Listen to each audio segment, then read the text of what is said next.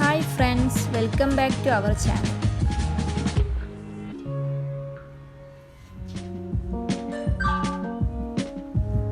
ഇന്ന് നമ്മൾ ഉണ്ടാക്കാൻ പോകുന്നത് ബ്രെഡ് സാൻഡ്വിച്ച് ആണ്. ഇനി നമുക്ക് ഇതെങ്ങനെ ഉണ്ടാക്കിയെടുക്കുന്നത് നോക്കാം. അതിനു വേണ്ടിയിട്ട് നമ്മൾ ചെറുതാക്കി കട്ട് ചെയ്ത വലിയ ഉള്ളി, പിന്നെ വേണ്ടത് ക്യാരറ്റ്, അതുപോലെ തന്നെ ഒരു കപ്പ് ക്യാബേജ്.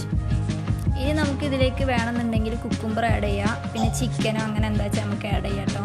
ഇനി നമുക്കിത് മൂന്നും കൂടെ നന്നാക്കി മിക്സ് ചെയ്തെടുക്കാം.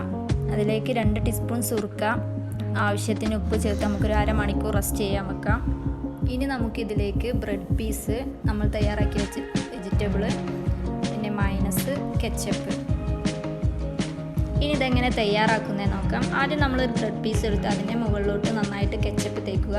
പിന്നെ വേണ്ടത് നമ്മൾ റെഡിയാക്കി വെച്ച വെജിറ്റബിൾസും മൈനസും ആ ബ്രെഡ് പീസിൻ്റെ മുകളിലോട്ട് ഇട്ട് കൊടുക്കാം. ഇനി നമുക്ക് അതിൻ്റെ മുകളിൽ വേറെ ബ്രെഡ് പീസ് വെച്ച് നമുക്ക് സാൻഡ്വിച്ച് മേക്കറിലോട്ട് വെക്കാം. ഇനി നമുക്ക് സ്റ്റൗവിൽ ഈ സാൻഡ്വിച്ച് തിരിച്ചും മറിച്ചൊക്കെ റെഡിയാക്കി എടുക്കാവുന്നതാണ്.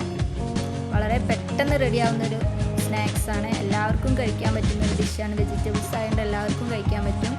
എല്ലാവരും ട്രൈ ചെയ്ത് നോക്കണം. ആദ്യമായിട്ട് കാണുന്നതെങ്കിൽ സബ്സ്ക്രൈബ് ചെയ്യുക.